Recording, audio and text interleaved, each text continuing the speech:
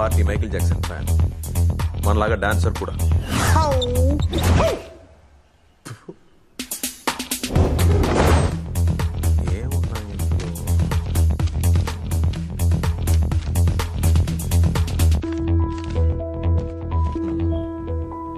డబ్బున్నోళ్ళ love letter. Sanjana. పార్టీకి ఒక love కూడా ఉంది. పారిపోయినోడి కూడా లవర్ ఉంది, నాకే లేదు. పళ్ళున్నోడు ఏ పకోడైనా తింటాడు, నీ పని చూడరా. మార్కులన్నీ సింగిల్ డిజిట్లే, చదువులో వీక్. ఇక్కడ ఇంతే ఉన్నాయి, ఇంకేం కనిపించట్లేదు. అంతే తెలిసిందా? ఇప్పుడేం చేయబోతున్నావు? పెద్దగా కష్టపడే పని లేదు, అందరినీ మాట్లాడేస్తే చాలు. ఇన్నేళ్లు దూరంగా ఉన్న బెంగతో వాళ్ళే మాట్లాడేస్తారు. వాళ్ళకది ఎమోషన్, మనకది ఇన్ఫర్మేషన్. దానికి తగ్గట్టు నడుచుకుంటే సరిపోద్దులే. ఇలా ఎన్ని రోజులు? అబ్బాబే, ఎక్కువ రోజులు ఉండడం మన వల్ల కాదు బ్రో. ఒక పెద్ద అమౌంట్ నొక్కేసి వెళ్ళిపోవడమే మంచిది. చాలా ఈజీగా చెప్పావు. ఇక్కడ నీకు 2 ప్రాబ్లమ్స్ ఉన్నాయి. బయట సీరియస్గా ఉన్న పోలీస్ క్యారెక్టర్, ఇంట్లో స్ట్రిక్ట్గా ఉన్న అక్క క్యారెక్టర్. వీళ్ళిద్దరిని నమ్మించాలి. అంత ఈజీతే ఇక నేనెందుకు? వాళ్ళిద్దరితో నేను సర్వాన్ని చెప్పించలేదు, అప్పుడు నీ సర్వాయే కాదు రే. ఇప్పుడు కూడా నువ్వు సర్వా కాదు. అబ్బా,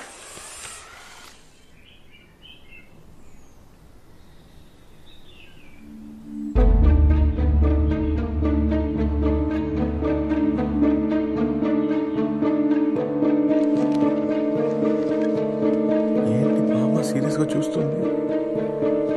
అంతా వినేసిందా?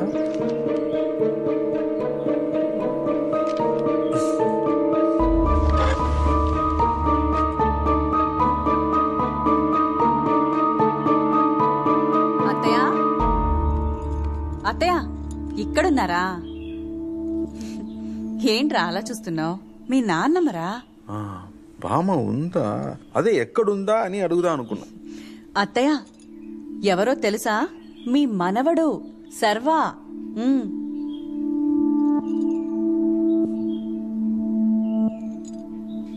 బామ్మకి ఏమైందమ్మా? నాన్నమ్మ ప్యారలైజ్ అయిందిరా. ఆవిడ అసలు మాట్లాడలేరు. సూపర్. చెవులు కూడా వినిపించవు. Bumper offer. ఇలా అయిందమ్మా? అవన్నీ తర్వాత మాట్లాడుకుందాం. నువ్వు ముందు స్నానం చేసి వచ్చే, భోంచేద్దాం. త్వరగా రా.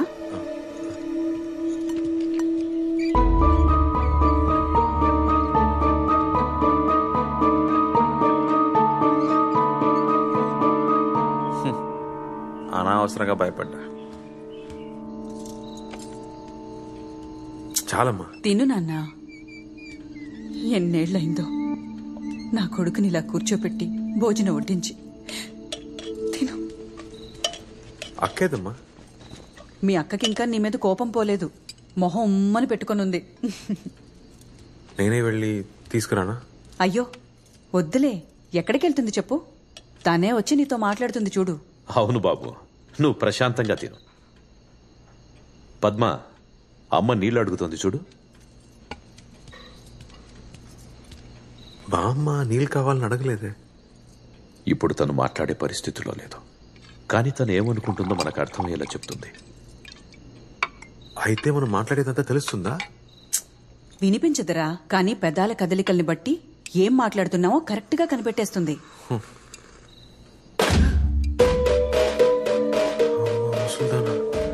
దీంతో జాగ్రత్తగా ఉండాలి.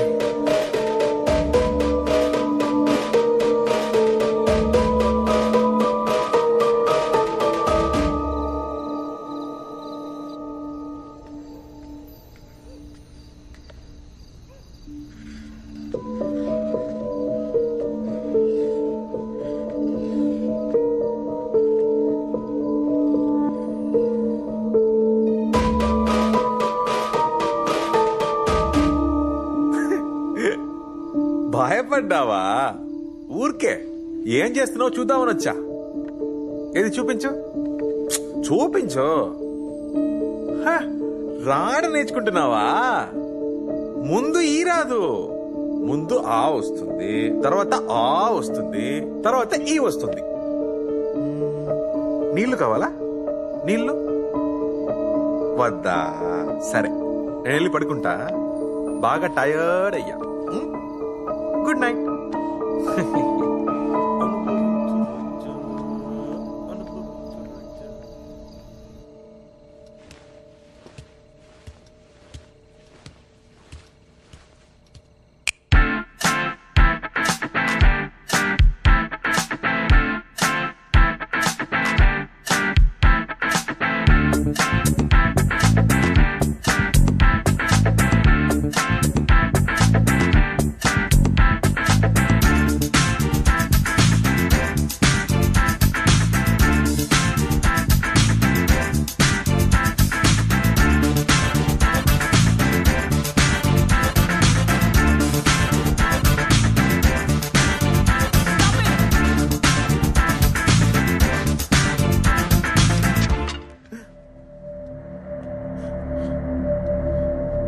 చెప్పనుకున్నావా? ఎవరు పడుకోవద్దా? నువ్వు వచ్చినందుకు అందరూ సంతోషంగా ఉన్నారని ఊరుకుంటున్నాను.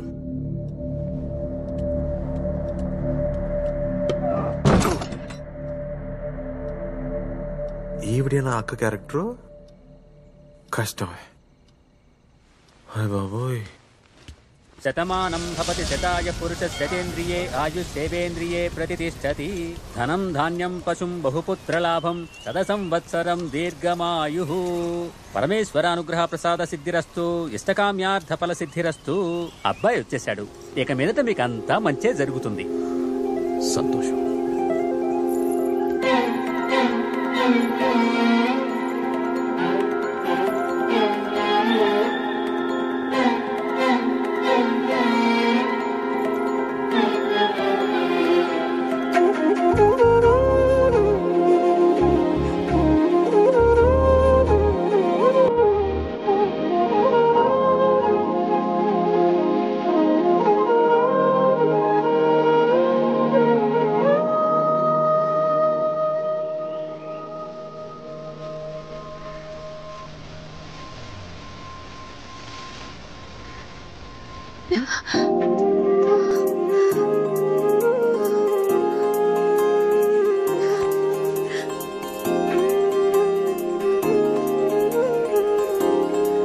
ఏంట్రా చూస్తున్నా?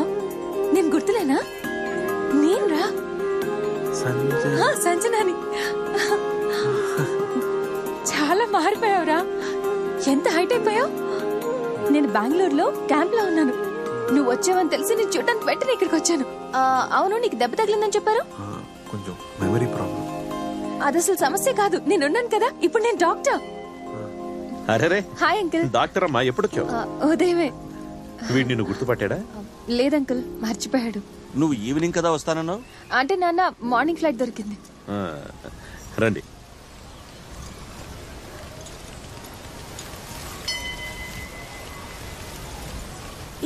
ఎక్కడికి వెళ్తున్నావు? ఆగు.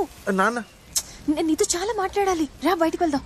సంజనా, నాన్న వస్తున్నాను. ఈవినింగ్ కలుద్దాం. Bye bye. 2 ప్రాబ్లమ్స్ అని చెప్పాడు. ఇప్పుడు 3వది కూడా వచ్చింది. ఏం చేయాలరా బాబు?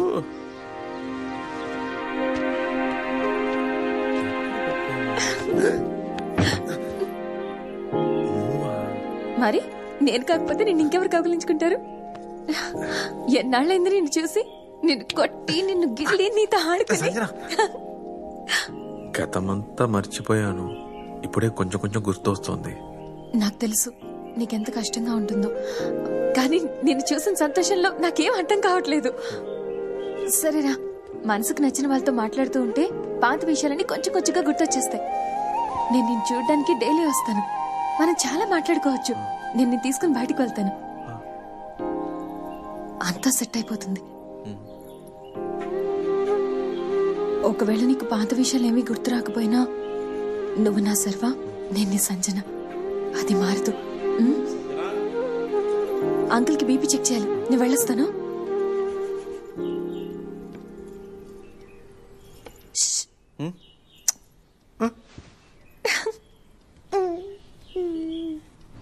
మూడు ఫ్లోర్స్ కంటే ఎక్కువ పర్మిషన్ లేదు సార్. అందుకే అండర్ గ్రౌండ్ లో ఇంకో 2 ఫ్లోర్స్ డిజైన్ చేశాం.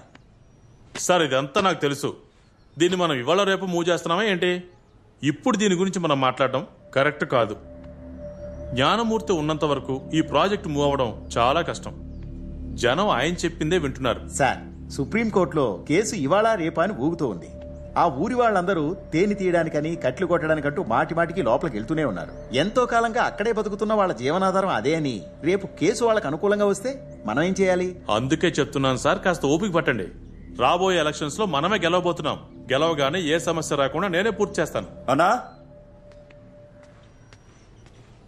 అన్నా, జ్ఞానమూర్తి కొడుకు శర్వా తిరిగి వచ్చాడంట. శర్వానా? అవునన్నా.